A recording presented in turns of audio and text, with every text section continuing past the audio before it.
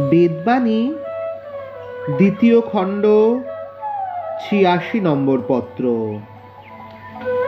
ভগবানের আশ্রিত জনের নানাবিধ প্রারব্ধ দণ্ড ভোগ স্বীকার লইতেছে।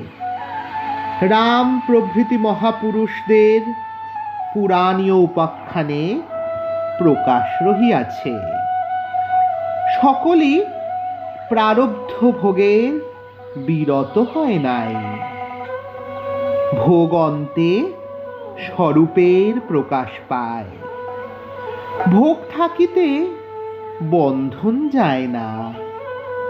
অতএব সর্বদা নাম করিতে এবং নামের নিকটে থাকিতে চেষ্টা করিবেন।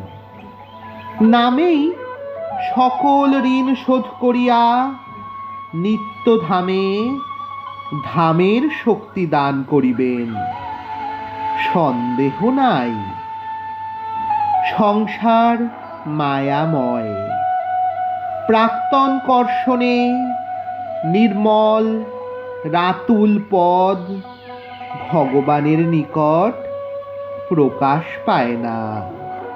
সেই জন্যই ভগবানের ভক্তবৃন্দ প্রাক্তনকে আলক্ষ্য রাখিয়া দেহ দেহীর মনের বৃত্তিকে উপেক্ষা করিয়া থাকেন।